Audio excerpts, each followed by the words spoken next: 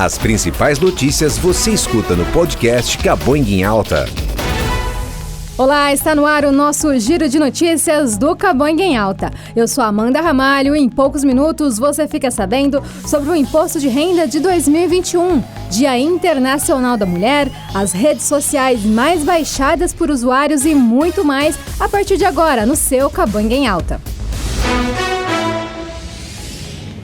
E hoje é o Dia Internacional da Mulher, né? E não tem como a gente começar diferente. Hoje é o dia que a gente para refletir ainda mais sobre o papel da mulher na sociedade, suas conquistas, lutas e desafios diários para ocupar um lugar de destaque nesse mundo. Seja você mãe, empresária, dona de casa, jogadora de futebol, cantora, enfim. Parabéns a todas as mulheres que diariamente vão à luta e ajudam outras mulheres a se superarem. Nossa eterna admiração e o nosso muito obrigada por tudo. Vale lembrar que temos um podcast que fala justamente sobre isso, sobre o papel da mulher na sociedade. Eu e a Lola Scaff conversamos com a doutora Dali Ciceron, coordenadora da Delegacia da Mulher e do Idoso, e a Tenente Amália, responsável pelo projeto Lar Mais Seguro, ambas aqui de Rio Preto. Foi um bate-papo bem legal, onde falamos dos desafios diários de ser mulher. Acesse lá caboingafm.com.br/podcast/em-alta/o papel da mulher na sociedade, que você vai adorar esse podcast.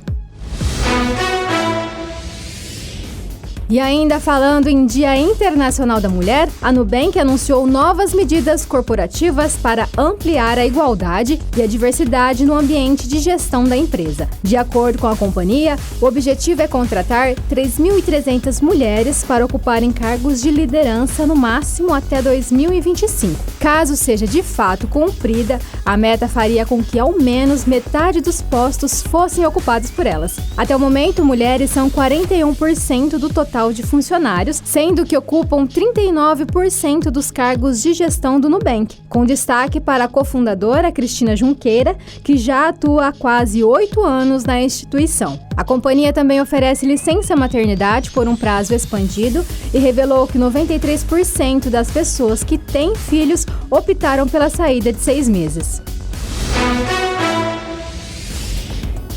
E um dado triste ainda, né? No Brasil, 71% das mulheres consideradas deprimidas nunca chegaram a ouvir dos profissionais que as atendiam que estavam enfrentando um quadro da doença e, portanto, não tiveram indicação de tratamento. Essa é a conclusão de um estudo de 3 pesquisadores do Departamento de Medicina Preventiva da Faculdade de Medicina da USP. A equipe brasileira percebeu ainda que a gestação também pesava contra.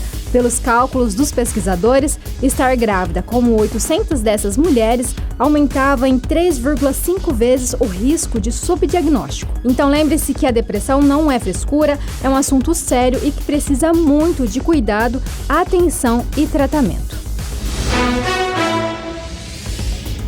E vamos falar sobre impostos, das novas regras do Imposto de Renda de 2021. A forma de declarar o auxílio emergencial é a principal delas. O benefício, que chegou a mais de 67 milhões de pessoas, precisará ser declarado por quem se enquadra em algum dos critérios de obrigatoriedade estabelecidos pela Receita Federal. Para quem não é isento, o auxílio deve entrar na declaração em rendimentos tributáveis, na aba de rendimentos recebidos de pessoa jurídica. Caso o contribuinte tenha recebido o auxílio emergencial, para que ele seja isento, os rendimentos tributáveis devem ter terminado o ano abaixo dos R$ 22.847,76. Se o valor for acima desse limite, o auxílio não só precisará ser declarado, como também deverá ser devolvido ao fisco por ele e seus dependentes.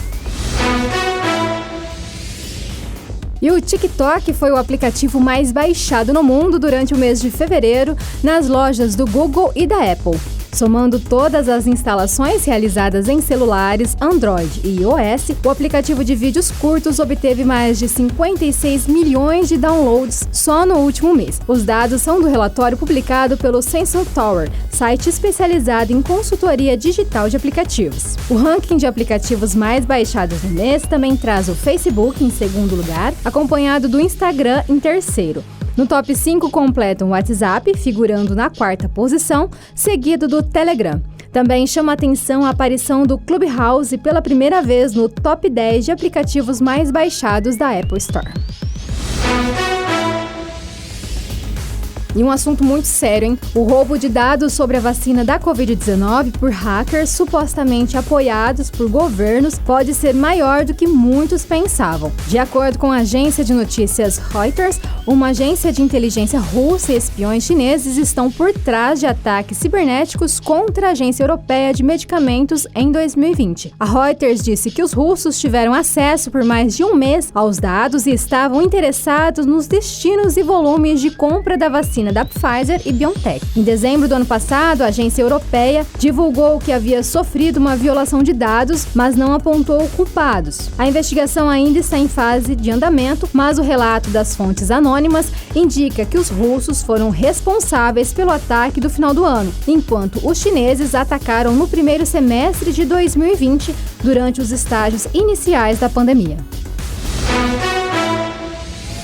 E pesquisadores nos Emirados Árabes Unidos desenvolveram lentes de contato que podem ajudar a corrigir o daltonismo, dificuldade de enxergar cores como vermelho ou verde. As lentes contêm nanopartículas de ouro e ajudam a aumentar o contraste vermelho-verde nos usuários e ainda funcionam como lentes corretivas. As partículas dão às lentes uma tonalidade rosa. As próximas etapas agora serão testes em humanos para ver se as lentes são confortáveis e podem ajudar com sucesso com contraste vermelho-verde em pessoas com daltonismo. E uma notícia alarmante, hein? Pacientes com câncer infectados pela Covid-19 apresentam mais variantes do SARS-CoV-2 do que os demais, segundo um estudo do Instituto Nacional de Câncer. Um sistema imunológico fragilizado, seja pela doença ou pelos remédios, acaba permitindo que o vírus se multiplique muito mais vezes do que acontece em outros pacientes, propiciando o surgimento de variantes. Embora, em princípio, não haja contraindicações para que pacientes com câncer recebam a vacina contra a Covid-19, eles, por enquanto, não foram incluídos entre as prioridades do plano de imunização. E cientistas da Universidade da Califórnia, em San Diego, descobriram um novo medicamento capaz de prevenir em roedores e macacos o mecanismo cerebral que provoca a doença de Alzheimer, a forma mais comum de demência. As placas amiloides são os elementos patológicos associados ao Alzheimer. Tratam-se de aglomerados de proteínas que se acumulam no cérebro, aniquilando neurônios e provocando a deterioração cognitiva progressiva. O medicamento testado em animais tem a capacidade de manipular uma enzima que forma as placas amiloides, sendo esse o ponto diferencial do medicamento.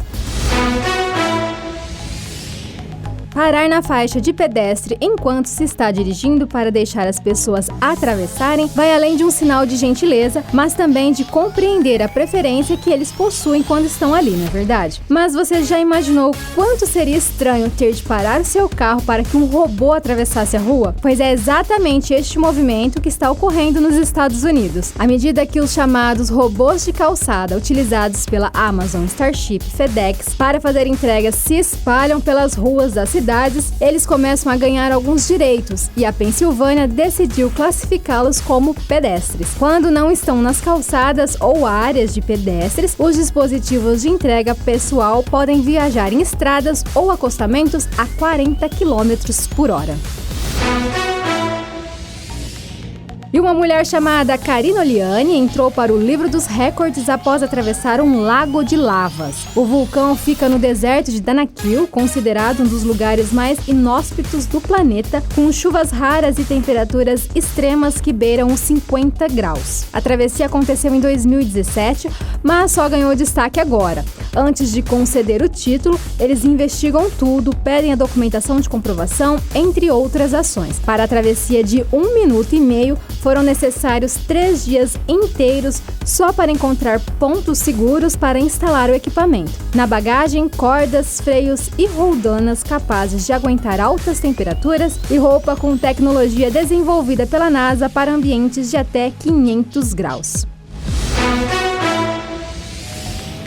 E vamos para a região de Rio Preto. Na manhã desta segunda-feira, começaram a valer as medidas impostas pelo decreto municipal no transporte coletivo em Rio Preto. A lotação nos ônibus com passageiros em pé era uma das principais reclamações dos usuários. Segundo o decreto, fica proibido no transporte coletivo passageiros em pé. Também foi adotado procedimentos de embarque e desembarque a fim de evitar o cruzamento do fluxo de pessoas e também como deixar pelo menos um assento vazio entre dois ocupantes e intercalar entre os assentos de trás.